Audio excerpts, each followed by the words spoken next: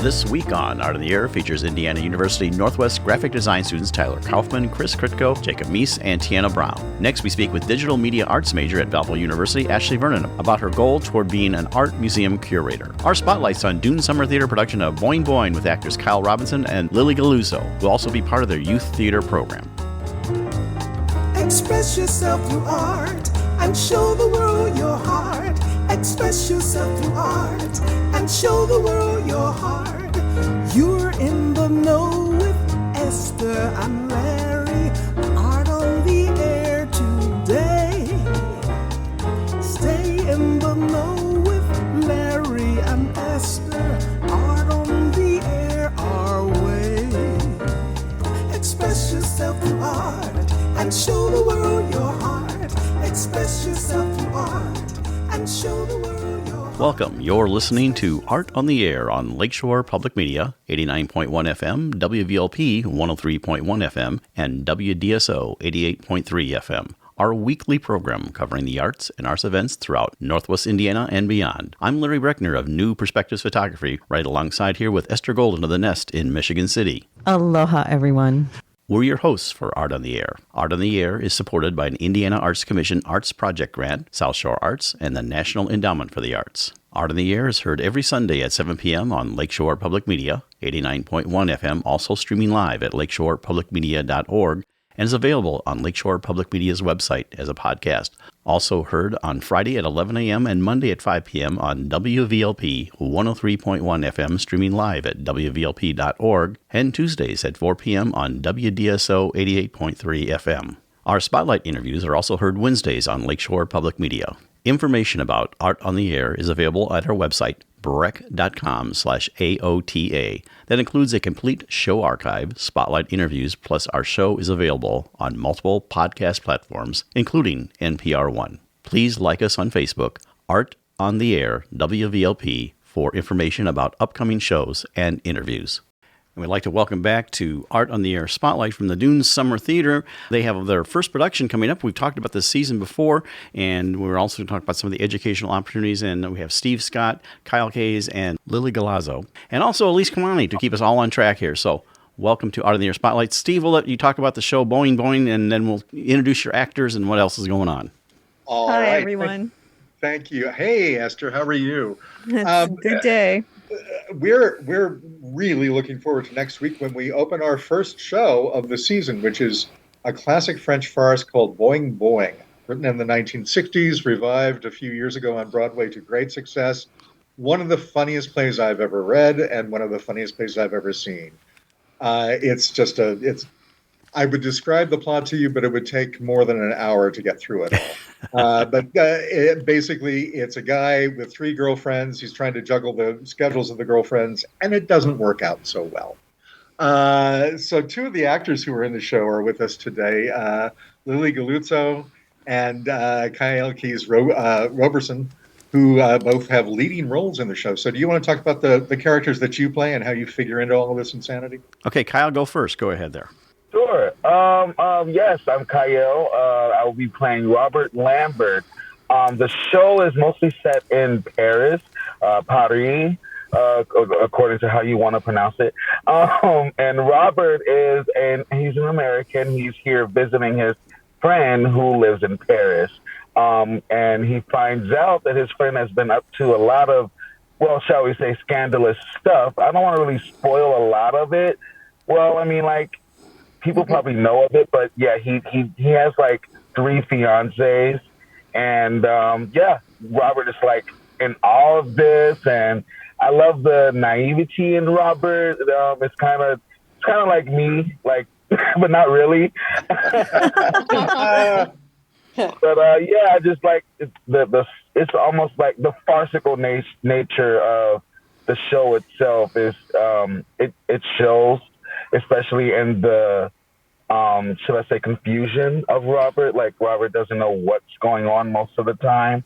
And by the end of the show, he has a clue, at least, on what's going on most of the time in the show. And I don't know. That's probably as much as I can give on Robert. People should just come and see it now. It's time Right. for them to come see you in action. Yeah. Well, Lili, guys tell us a got little it. bit about your part in this also. So we want to give you a little coverage here. Yeah, so I'm Lili Galluzzo. I play Gloria Hawkins. She is an American flight attendant who is engaged to Bernard, who is an American architect living in Paris, and just a lot of shenanigans go down. This show's really funny. They're all really strong characters, so watching them all interact is really interesting because they're all very headstrong and have very strong opinions about pretty much everything. So watching them all engage together on stage is really, really fun. Farces remain funny for years and years and years due to the new actors, what new actors bring to it all the time. So luckily it's intrinsically funny, and I look forward to seeing what both of you do in the Boeing. And as an objective outsider, they're both terrific. So there you go. Well, we have some other things that you both of you are involved with, and it's the youth program and I think summer camps. Well, tell us about what's going on with that, when those things start. Lili, we'll go ahead back to you. Tell us all about what that's going on with. Yeah, so me and Khyel are working together. We're going to be teaching with the Michigan City area schools in their summer program. We're going to be doing the drama and theater section and really just introducing these kids to what theater is and the basics of acting and working through a scene and working together on stage, kind of just helping them explore what it is, because I think a lot of these students haven't had that exposure. I'm really excited. I've been teaching for a couple years and I love it. So it's going to be great to work with Khyel and help all these students get more into Safe Harbor is a wonderful program. Yeah, it's going to be great. So tell us a little more depth, like what is there, like how many weeks they are, how to sign up, and things like that. So the first one is like creative drama and play creation. Mm-hmm. Yep. It's a 3-week program. They meet 3 days a week, I believe, for 3 weeks. Two days and a I know week. Khyel and Lili are talking about improvisation. 2 weeks, sorry. Talking about using theater games, improvisation. What else have you guys figured out?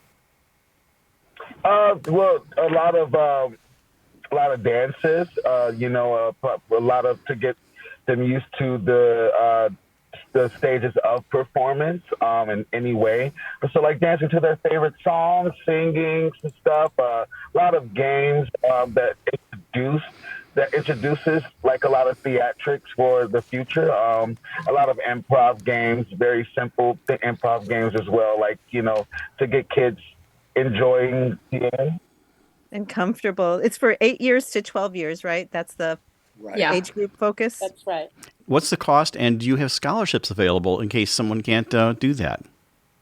We do have scholarships. The cost for the Safe Harbor is free to Michigan City area schools, but the Khyel and Lili are going to come to the Dunes in the afternoon and teach the same class to our kids, and the cost for that class is $200. So it's twice a week for 3 weeks, and then there's a little presentation at the end. And yes, we have scholarships. They are online. If you just go to the Youth Theater tab and scroll down, you can fill out the scholarships, and most likely you'll get one if you fill it out. That's great. Well, you have a show coming up very soon. It's, I think, opening June 2nd through the 16th, Boeing, and it's a classical farce. Any final thoughts on that, Steve, or any one of you, as we wrap up here in the last 30 seconds? Be prepared to laugh and be prepared for the women to be the smart ones on stage, because the men, as in all farce, the men don't know anything about what's going on. Excellent. That's the Dunes Summer Theater, Dunes Art, with Youth Theater and their upcoming season. They also have other things for the whole season. Thank you so much for coming on Art on the Air Spotlight. Thanks, Larry. Have a great time. Thank you so much. Art on the Air Spotlight and the complete 1-hour program on Lakeshore Public Media is brought to you by McCauley Real Estate in Valparaiso, Olga Patrician, Senior Broker. And as a reminder, if you'd like to have your event on Art on the Air Spotlight or have a longer feature interview, email us at aota@brech.com. That's aota@brech.com. You're listening to Art on the Air on Lakeshore Public Media, 89.1 FM, on WVLP, 103.1 FM, and WDSO, 88.3 FM. We would like to welcome 4 graphic design students from Indiana University Northwest to Art on the Air. A warm welcome to Jacob Meiss, Tiana Brown, Kris Kritiko, and Tyler Kaufman. Thank you for joining us on Art on the Air. Aloha to you all. Hi. Thank you, guys. Good morning. Good. Well, we're so glad to have you on the show. And we'll start with you, Jacob, and how we'll have each of you tell us a little bit about your background. I always like to say how you got from where you were to where you are now. So tell us about your art and graphic design journey. Yeah, I didn't always originally go to college at IU for design. I originally was pursuing business. At the time, I kind of looked at it like all of the avenues of things I'd like to do in life would probably lead me to having my own business. And I kind of always heard that to be successful in that, you should probably get a degree in it, because a lot of people that don't have one say you should get one. And I was always very passionate about things like music, like clothing, and things like skateboarding, which are all very art centric. And just over time, two of pretty much my closest friends in life actually are graphic designers, and one of them has been working professionally for the last 6 years for Heron down at IUPUI, and it kind of just opened up my eyes to just the possibilities of like there's so much out there for it. So I play in a band currently and really enjoy working with design in music. So it's really interesting to be able to have opportunities where friends of mine are asking me to do things like design a shirt for them or like do stuff for like their album art and stuff like that. So that's really something where I'm kind of focusing a lot now on in terms of commission work and what I'm doing outside of school.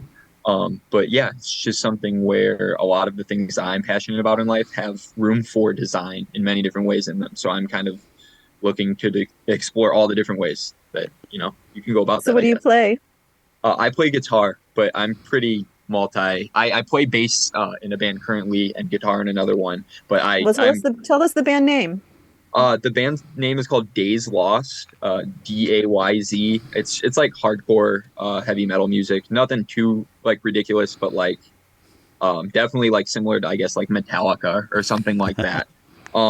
But it's definitely something where that leads a lot of room for my design, whether it's stuff for my own band or but long before I ever called myself a graphic designer or really an artist of sorts, I did a lot of like flyers for shows that I would do in like high school and stuff like that.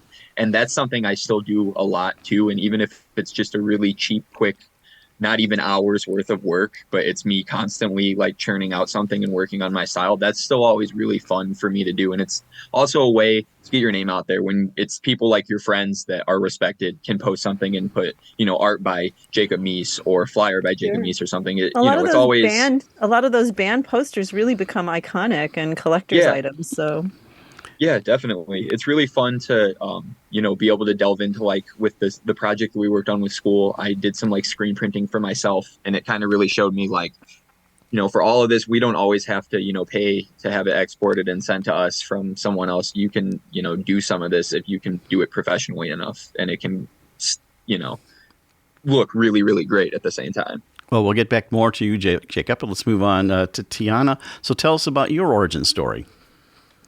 So I was born and raised in Gary, Indiana. I have a small family that consists of, my mom, my grandma, my aunt, and my cousin. And I grew up loving art and music. I began drawing since I was 3. I got most of my inspiration to draw from my late Uncle John. Did he draw with you? He actually taught me how to draw. He loved to draw Looney Tune characters, just anything from videotapes he collected, just mostly like animals and characters and stuff like that. But that really gave me a big push to create a lot more things. And when I was 13, my mom passed away, and I was depressed for a while. Thank you. I was depressed for a while, but at that time, I was still drawing, and it wasn't like sad things. It was mostly very motivational things for me. And that really inspired me or had me to create an urge to want to get a degree or pursue a degree in arts. So that's why I sought out IUN. Initially, I wasn't enrolled in major design, but I went on to fine arts. But then I switched my major to graphic design because, of a lot of research that I've done. And finding out that I could really use my designs and things of that nature to really make some really cool stuff. So I know it's really kind of immediate too, where some of the fine art, it takes maybe months to see a realization. And it could be, I guess, the same with graphic design, but it seems like you get more immediate results and can change if you don't like where you're going, it's easier to change. Grateful to your uncle for leading you to the art path. And also, there's a demand for that. There's graphic design is something everywhere, like Jacob was talking about. We'll move on to Kris and tell us a little bit about your origin story. Yeah, so growing up, I've just kind of always been interested in art. It was always something that I thought I was pretty good at. Also, I just played sports just like any kid. And when I turned 8, I started playing hockey and quickly fell in love with it. I think in 2012, I discovered graphic design, and it kind of became my way of combining art and sports to create digital artwork. And just like any kid growing up, you kind of dream of playing a sport professionally. And for me, it was no different. I wanted to play in the NHL, but there came a time where you had to realize it's probably not going to happen. And for me, I knew if I can't play in the NHL, then I'm going to design for an NHL team. So I've been fortunate enough to intern with the Pittsburgh Penguins in 2021. And then last year with the Columbus Blue Jackets, and then I'm currently an intern with the Florida Panthers. Excellent. Very good. So are you doing some of those? It seemed like are you doing some of them concurrently as well? Or are you just interning for one of the organizations, the Panthers? Just the Panthers right now. Right now we're in the playoffs. We actually just beat the Boston Bruins in the first round, which it seems kind of like a miracle, considering they were the best team in the league this year. So right now, a lot of my time is just focused on the playoffs and creating content for their social media. Very good, Kris. Well, let's move on to Tyler and tell us a little bit about your origin story. Okay. So actually, I wasn't really interested in art as a little kid. It's actually kind of funny. I always joke that I told myself in elementary school and my art teachers that I would never end up in an art career. Look where I am now.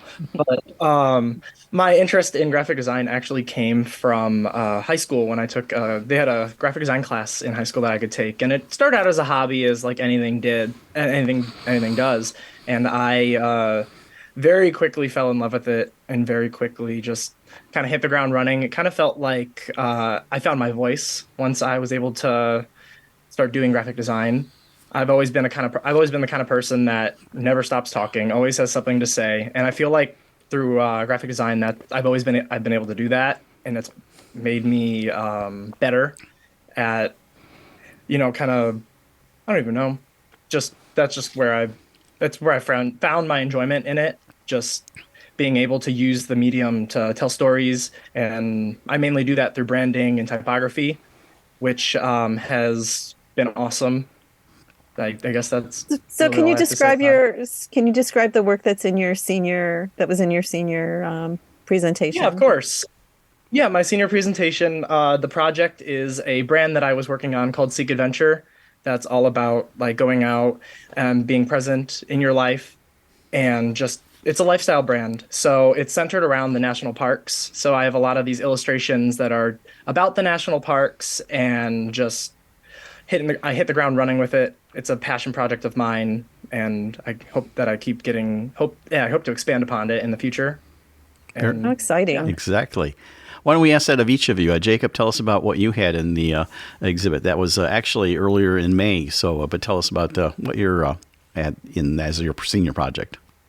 I created a full CD and cassette layout for a ambient music album that I also created myself on guitar, and I did a full advertisement campaign as well as like merchandise for it as well, and did a whole spread kind of harkening back to a lot of my own influences, very like DIY, almost like Xerox type artwork in a way. It was all in black and white. And it was really neat to kind of tie in things like I recorded the music to a cassette and to a CD and made those where you could, hold these items tangibly in hand and, look at the booklet and how it would lay out. And one of the booklets opens up to one of the posters that I used as well for like the advertisements. So it was definitely something that's up my avenue as well, but was very, very fulfilling to bring it all to fruition. Using kind of a multimedia approach to your design. Yeah, very much so. So I actually went out of my comfort zone and I decided to make a comic book series called Fantasy 8. So how exciting. Yeah. It actually, I had a lot of fun making it actually, and I gotten a lot of inspiration from the graphic designers that I follow on Instagram, and I made them all from scratch. It's just a little short story about fantasy gods fighting against this one common enemy that's trying to like destroy the planet of Leonia. So yeah, I just did that, and I made a bit of merch off of it as well, like T-shirts and button pins and business cards, all that good stuff. Excellent. So Tiana, what would have been you said you reached outside of your comfort zone. So what normally would have been your comfort zone? Like, I honestly would have created just posters of the characters and just have their stats on the side of it. But I wanted to take it a step further and really just make a comic book because I grew up loving comic books. So I wanted to try and do one for myself and see where that goes. That sounds great. Fabulous. Yeah. And Kris, we'll move on to you. What was your senior project like? Yeah, my show is pretty much just a culmination of all the work I've been doing with the Panthers. In early 2022, I was hired as a freelance designer during the Stanley Cup playoffs. And so it's just a mix of work from then and then also throughout this entire NHL season with the team. You'll see just pucks that I created for different theme nights, social graphics, and I think there's some coasters and a yearbook from the team as well. So do you still play hockey? Yes and no. Not as much as I'd like to, but there's times when I'll get invited out to play with some friends. It sounds like fun. Well, I'm going to throw out about the program, and I'm going to let whoever wants to jump in on this talk about it. Tell us a little bit about I know it's part of the whole fine arts department, but tell us about what you have in graphic design and maybe some influential professors that you've had. So whoever wants to pick that up, go first. Oh, I would totally like to talk about Kelly, as she was a professor that recently left us. Was it about like a year and a half ago, guys? Maybe? Yeah. A little bit over that. Yeah. Great professor. She is probably one of the, don't want to speak for anyone, but for me, she is one of the main reasons that I continued pushing for it, continued pushing towards being a graphic designer. She was really inspiring, I think, as professor.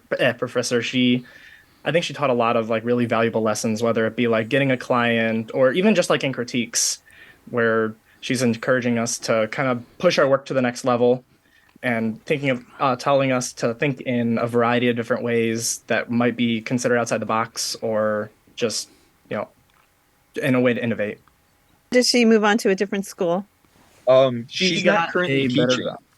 Yeah, she got a job at a firm in Chicago that she's, I think, somewhat heading. But she's very good. Not only everything that he said rings true for me as well. And I don't want to say underestimated IUN's department, but I had a very close friend kind of show me what she was doing and show me, the work she'd done. And she's also a very good asset to have, not to, put someone's worth on that as a professor especially, but she's very much someone that wants to create a connection, whether it's a professional world or she knows a lot of people, across the board, a lot of interesting people. And she's very much the type to really, know her potential with that and want to, use that in a very non-arrogant and just a very genuine way, I guess I could say. Really cares about her students too, I'd say. She going back on what Jacob says, where she knows a lot of people, she even there's even times where she would tell her students, hey, I have a client that I'd like to work that needs work done, would you be able to do this? Just kind of push you into the adult design world and doing something that students in most schools probably aren't able to do. outside of their design classes. So you have actual portfolio pieces that when you come to a client, you could show that, hey, I've worked with a client before. Oh, fabulous. Wow. So a lot of you came from with arts background and made the transition maybe from fine arts. But do you ever go back to not just thinking in graphic design mode, but have some fun with like just general fine art? Do you still practice any of that? Yeah, I think I definitely do. Obviously, for me working within hockey, it's just every day it's something hockey related that I'm kind of working on. And even like when it came to school too, I would tend to kind of pull hockey into the, assignments that I was doing in my classes. And I would have professors always tell me, why don't you try something different? And I was in such denial. I just didn't want to. It's because hockey is the thing I love the most. And I knew that ultimately was what I was going to end up doing full time. So I was like, why would I change what I'm doing? But of course, like you get burnt out and you kind of get in these creative slumps sometimes. So it's nice to kind of back away from whatever it is that you're working on, and explore something else, whether that be something within music or any other hobby that you have. So what is it for you? For me, I like to I really tend to lean on music. When I'm working, I always listen to music. I have headphones in probably 90% of the day. So if I can maybe create an album cover or just something along those lines, I think it helps kind of stimulate your mind differently, and also in a creative way. What about for all of you outside of the computer? Like, do you hike? Jacob, you play music, so that's, Yeah. I was just going to say, I like hiking.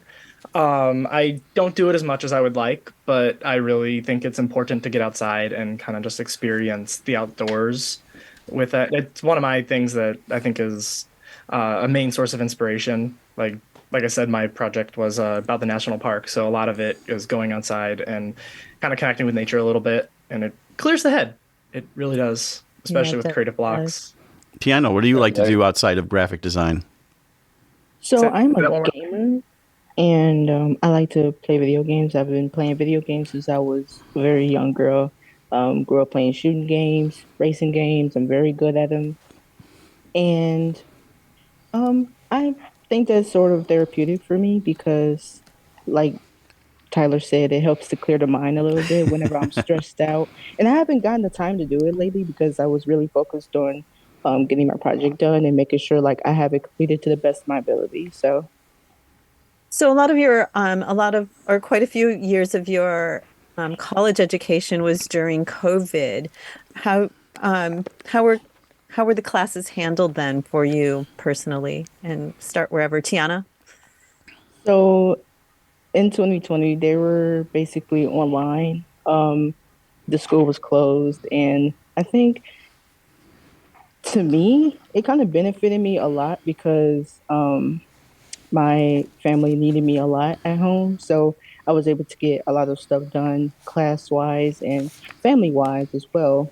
But it also it also affected me negatively because of the fact that I was procrastinating a lot. And, I was just like, oh, I get it done. I'll just go to sleep for like 20 minutes and then wake up and I'm like, oh, I didn't get my assignment done. So I'm really glad that the school is back open because of the fact that I can physically go to the classes and I can be more engaged rather than just sitting at home like on a computer.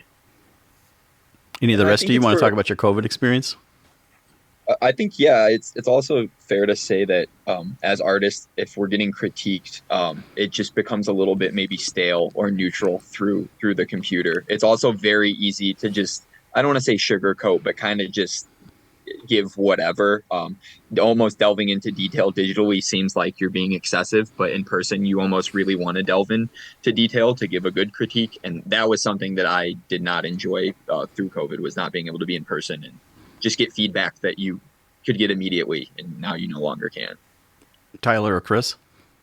Yeah, I totally agree with both of them. I definitely preferred in person as I feel like I didn't start making like friends in college until later in my art career. And then I think that's also when I started seeing myself blossom more as a designer, when I was like actually interacting between the people instead of I really like your work on a discussion board just to get your 2 replies out of the way.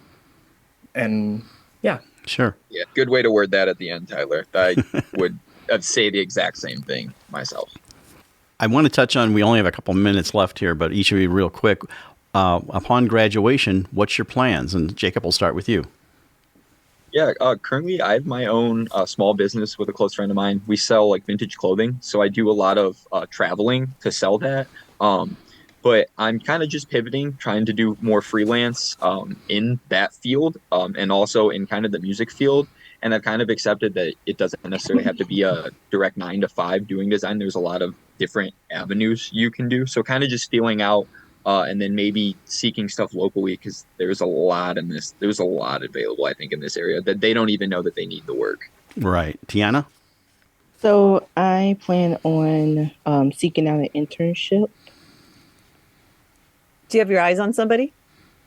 Not at the moment, no, but I will be speaking with an advisor from Career Services to find out what I really want to do. Otherwise, I'll just keep drawing and maybe open up a small online shop for my designs. Excellent. And Kris?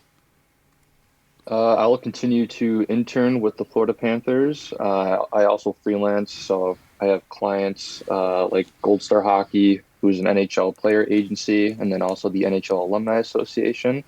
But in the meantime, obviously, I'm going to keep my eye out for full-time positions with other NHL teams. I'm kind of staying in close contact with a couple, so we'll see what happens there. And quickly, Tyler? I am going to be continuing the internship that I'm currently in, which is with Edgewell Personal Care, which is the people that own the brands Banana Boat, Chic, Hawaiian Tropic, and a bunch of those. And then I'm also going to be trying to do some freelance and hopefully try to jumpstart my Seek Adventure senior project into a real business. Sounds great. We really appreciate you guys coming on Art in the Air and sharing your graphic design journey. Wish you all the best of luck. We have Jacob, Tiana, Kris, and Tyler from IUN Northwest and the great school that they have there for graphic design and fine arts. All of you, thank you so much for coming on Art on the Air. Have a great time. Thank you, guys. Thank you. Thank you. Thank you. Hi there. This is public radio theme composer B.J. Liederman, and you're listening to Art on the Air on Lakeshore Public Radio 89.1 FM and on WVLP 103.1 FM. We would like to welcome Ashley Vernon to Art on the Air. Ashley is a junior digital media arts major at Valparaiso University. Through her studies in art history, she hopes to pursue a museum curatorship. She has also taken courses in painting, photography, drawing, and ceramics.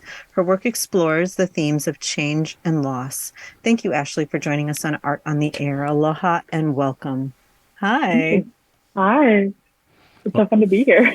I know, it's so nice to see you in person. So glad to have you here. Well, Ashley, we always like to start out our interviews kind of exploring your background. And I know you're kind of young, just in college. But I think talking about early influences, I always like to say, like where you grew up and things like that, your origin story. So how you got from where you were to where you are now. So tell us about Ashley. Yeah, that favorite art school teacher. Yeah, so I have a very weird kind of origin and art story in the fact that growing up, I stopped taking art classes after elementary school, and throughout middle school and high school, I was a band kid. I really just did music, and I come from a very musical and artistic family, despite them all being STEM majors and people. So it really wasn't until I got to about sophomore year of high school when my dad got a new camera, and I was so excited to start playing with it and experimenting with photography. And it started out just like family vacations. I was taking pictures of like leaves and what people that first got a camera start taking pictures of mostly. And I really started thinking about what I wanted to do in college, because there was never really a question of whether I was going to college or not. My mom was a professor. We took education very, very seriously in our household. And so I knew going into undergrad that I wanted to eventually become a museum curator. And I started out as a history major. But I decided freshman year to take an intro to photography course, and that turned the tide. I was smitten. I was like, I need to become an art major immediately. And so I was really, I didn't have a lot of those influence of it other than like pictures my dad had been taken and everything until I got to college and I started looking at, Dorothea Lange and all these influences. And that really was a big one that I studied a lot my freshman year in that photography class. And then because of the small school I'm at, Valparaiso University, I can't just fully major in photography, which is very sad. I do love it, but it did kind of force me to go outside of my comfort zone and take different mediums, which I've loved every single one. I took ceramics the spring of my freshman year, something I never thought I would do. I was like, this really is a class, EVA, whatever, we're going to take it. I loved it so much. It was fantastic. And I realized I just loved working with my hands and really starting to like explore different art mediums and how you could combine them. And I got to kind of flip-flop between mediums when I started taking photos of my process in ceramics. And that became a series of photos I took. And then I went back to graphic design in the computer lab. And so my entire college career, I've been one semester in a computer lab, the next semester in like a painting studio or ceramic studio. And I've kind of been discovering influences along the way. And I've discovered a deep love for Impressionism through painting. And I discovered how hard it is. At first I was like, oh, this will be easy. It's like push a little cat. And no, it's not. It's crazy how difficult it is. And just the way Impressionist painters can see the world is terrific. It's so inspiring to kind of sit back and like blur your eyes and just try to find different shapes and forms to focus on. It's really interesting. And so that's kind of a very brief version of how I got from there to here. But that's kind of... It was really interesting when you sent us images of your work. It was paintings, right? It wasn't... Yeah. So I appreciate that. And so what are you photographing these days? Do you photograph in an impressionistic way, or, I mean, other than, because you did mention you do portraits and stuff, and so that you're going to have crisp, most likely. But when you're doing like a personal photography series.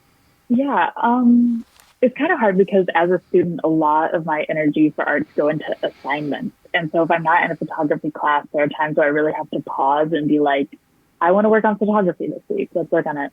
So while we're in the middle of like grad season, I'm taking a lot of senior portraits for my friends that are graduating soon. One of the main series that I focused on recently was kind of sad. I recently lost one of my grandparents about a year ago. So not super recent. It happened. But yeah. And she was my namesake. My middle name came from her. And I realized, because my family originates from Ohio, like very close to the Appalachian Mountains and Ohio, like it's very rural area. And I, ever since I was like 4 months old, have been making the journey back and forth to their house.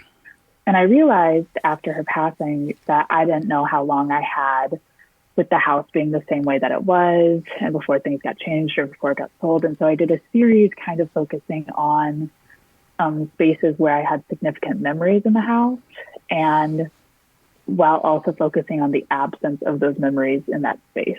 So like the dinner table and it's fully set, but all the chairs are empty, or the reclining chairs that my grandparents sat in, and we always had our assigned seats in the living room whenever we were there. And they had this, it used to be a farm, and then they downsized throughout the years. And so they have like a forest and a barn, and they had this not tire swing. It was a swing tied to one of their giant trees for us when we were little.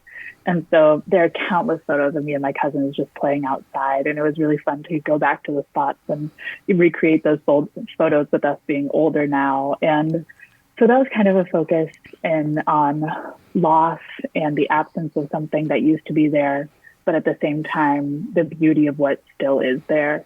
So that was kind of something I've continued to kind of bring on in my photography after that series, is just little snapshots of moments where I find that kind of similar feeling. Do you shoot in black and white or color? Is that series in black and white or color? That series was in black and white. I do tend to gravitate towards black and white photography, but sometimes I really try my hand with color. I find if I'm out in nature, I really want to capture as much of that color and beauty and movement as I can. Whereas if it's something looking back in memory or focusing on feeling, I want it to be in black and white and kind of have the emotions come from the objects themselves. So when you did that series, and so artistically, you're wanting to work in black and white, but for yourself, did you also take color photos of those moments as well? Yeah, it was, especially because I take the photos in color, I throw them into Lightroom, I edit them in black and white, and I kind of, that way I get to play with the shadows and the depth of everything. But I definitely did make duplicates of everything and try to keep it in black and white. And then I had the photos in color, and I ended up actually making them into a book and giving them to my dad for Christmas as kind of like a memory book for him in the space where he grew up, because it was his childhood home. And he ended up, throughout the times that he's been back since, and that I haven't been there, he's actually been taking a series of his own kind of like that.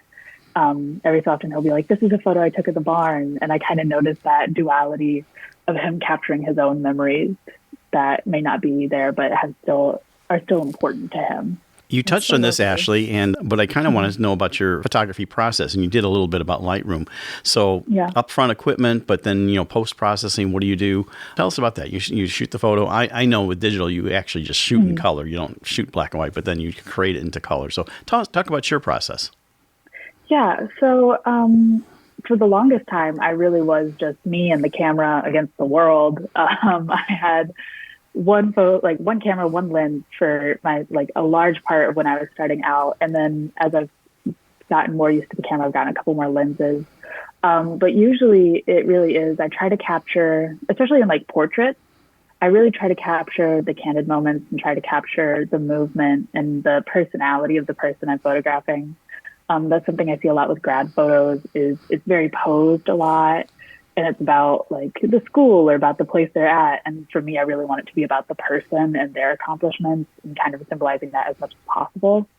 So it really is something that I try to focus more on being in the moment with the photo, taking it quickly, moving, rapid fire, that kind of thing. And then when I bring them back, I bring them into Lightroom and kind of edit them, whether I think I need more light or whether I need to bring the person out of the background a little bit more. Maybe I'm playing with shadows, trying to get more depth. But then more recently, I've been able to bring in some more lights. I've had a tripod, that's pretty standard, but with different lenses, I've been able to play around more with different distances of photography and different ways I can capture movement. And so the process really is still kind of me and the camera against the world, and then we fix whatever we can in post. But it's become a little bit more streamlined in just how many photos I know I need to take. And I'm not just holding the shutter down the whole time, hoping to capture the right moment. I'm getting better at seeing what I need to do. That's like it is in the film era, which I was in also. And you were a lot more selective. Now you do lots of in-camera dupes with slightly different exposures and things, because you don't have to worry about that. And I always ask our photographers, what equipment do you use for your camera? Oh, that's a good question.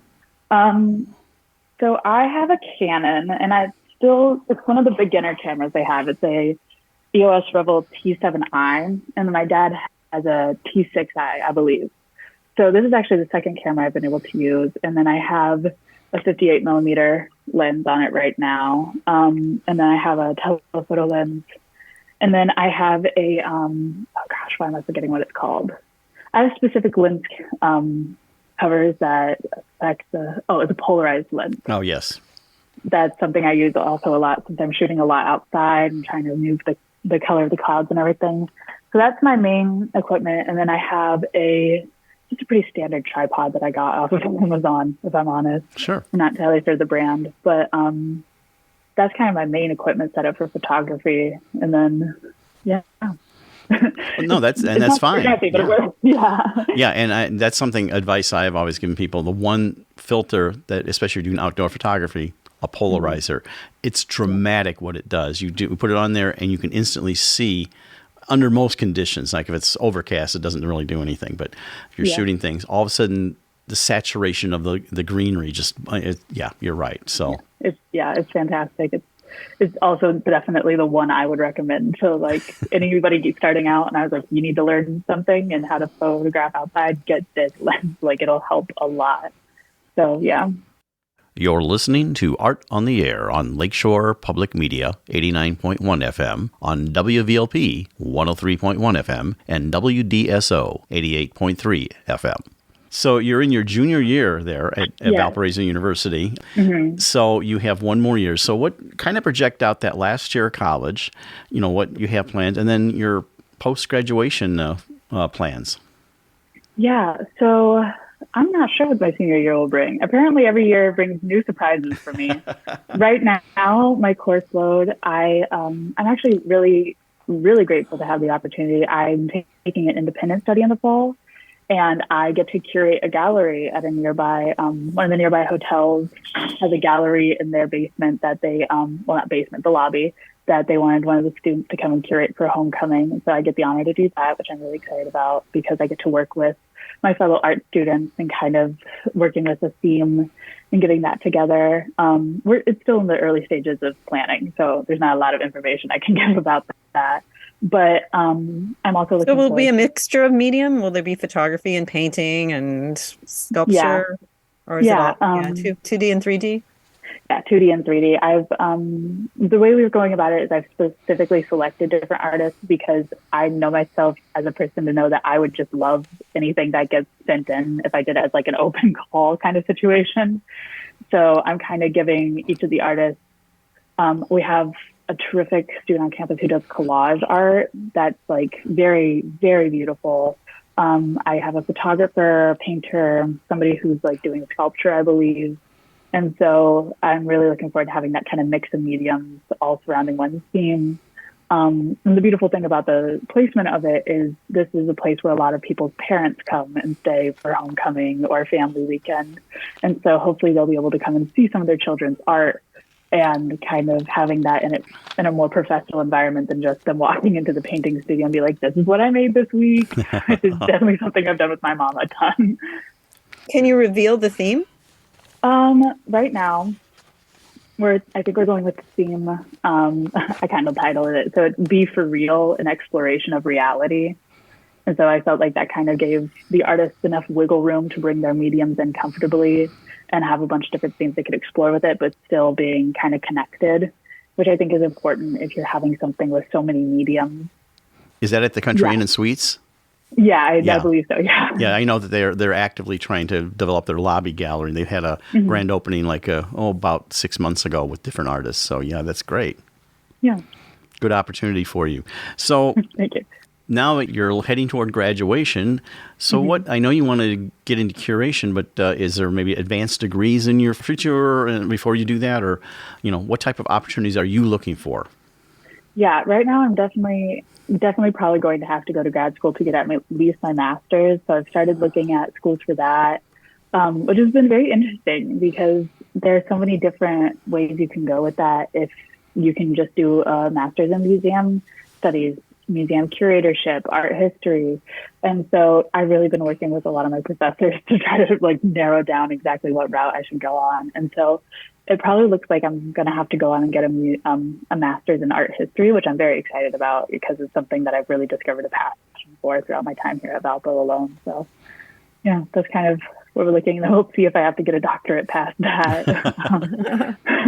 Did the pandemic change your trajectory in school? Did it extend it? How did it affect you personally? Yeah, the pandemic was definitely very interesting because I was a senior in high school. It was my spring semester. So it really hit about the time that college decisions were about to be made. And I was looking between Valpo and my mother's alma mater in Ohio. And I was looking at both for history.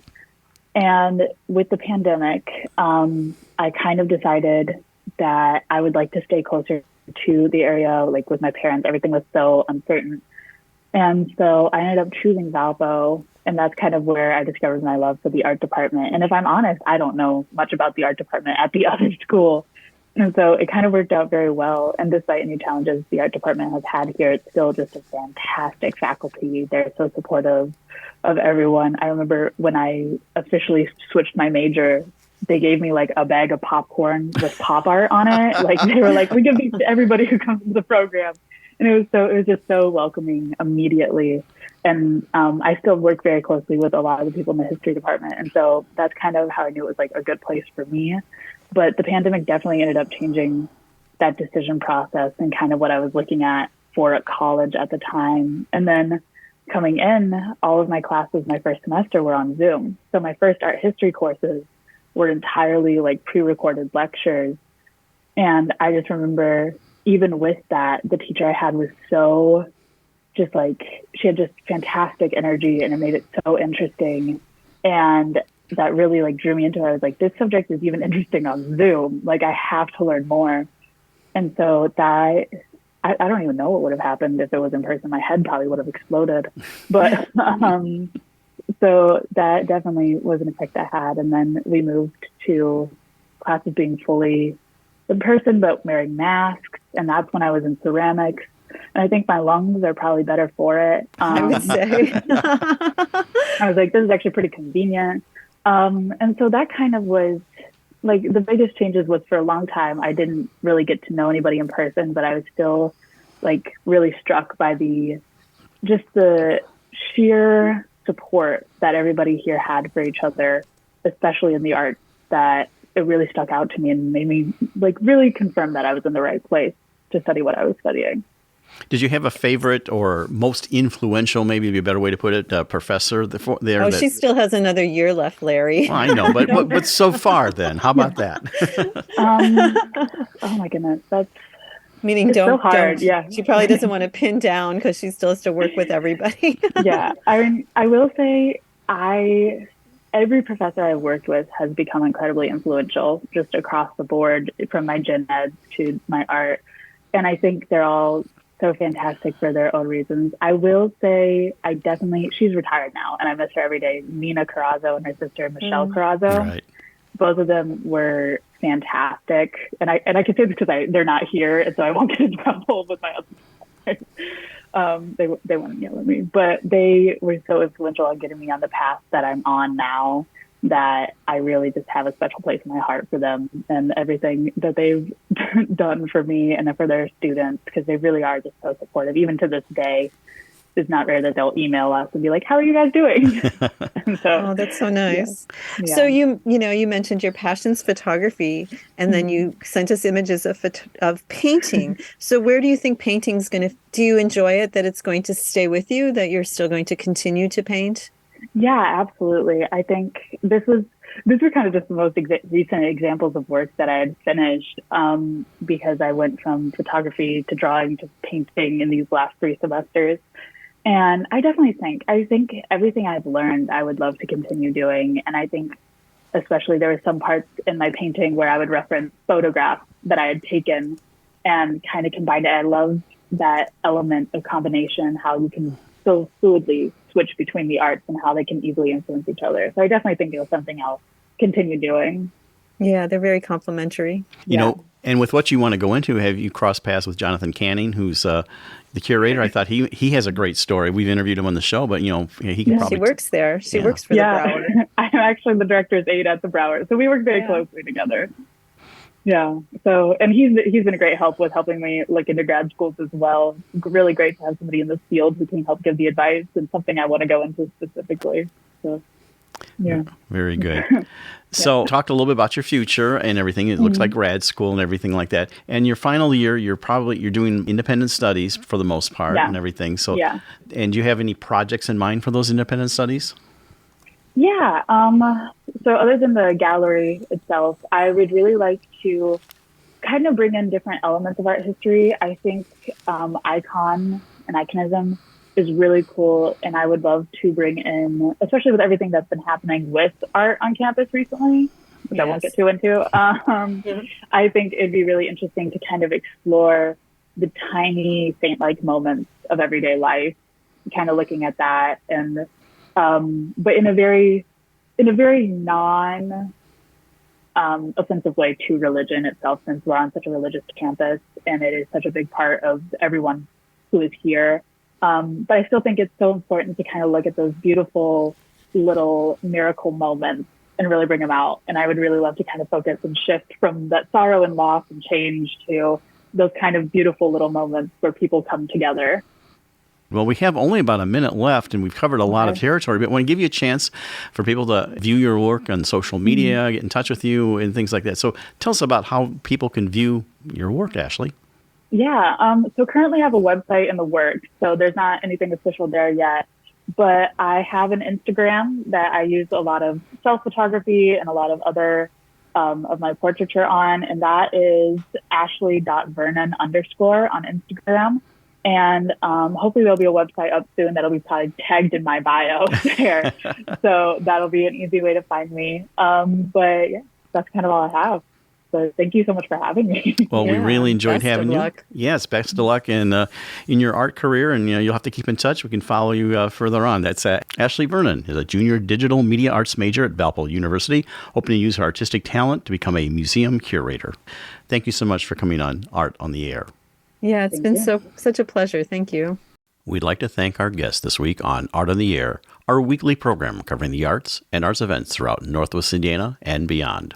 Art on the Air is heard Sunday at 7 p.m. on Lakeshore Public Media, 89.1 FM, also streaming live at lakeshorepublicmedia.org, and is available on Lakeshore Public Media's website as a podcast. Art on the Air is also heard Friday at 11 a.m. and Monday at 5 p.m. on WVLP 103.1 FM, streaming live at wvlp.org, and Tuesdays at 4 p.m. on WDSO 88.3 FM. Our Spotlight interviews are heard every Wednesday on Lakeshore Public Media. Thanks to Tom Maloney, Vice President of Radio Operation for Lakeshore Public Media, and Greg Kovach, WVLP's Station Manager. Our theme music is by Billy Foster with a vocal by Renee Foster. Art on the Air is supported by an Indiana Arts Commission Arts Project Grant, South Shore Arts, and the National Endowment for the Arts. We'd like to thank our current underwriters for Lakeshore Public Media, Macaulay Real Estate in Valparaiso, Olga Patrician, Senior Broker. And for WVLP, Walt Reidinger of Paragon Investments. So we may continue to bring you Art in the Air. We rely on you, our listeners and underwriters, for ongoing financial support. If you're looking to support Art on the Air, we have information on our website at breck.com/AOTA, where you can find out how to become a supporter or underwriter of our program in whatever amount you are able. And like I say every week, don't give till it hurts. Give till it feels good. You'll feel so good about supporting Art on the Air. If you're interested in being a guest or send us information about your arts-related event or exhibit, please email us at aota@breck.com. That's aota@breck.com, or contact us through our Facebook page. Your hosts were Larry Breckner and Esther Golden, and we invite you back next week for another episode of Art on the Air. Aloha, everyone. Have a splendid week. Express yourself through art and show the world your heart. Express yourself through art and show the world your heart. You're in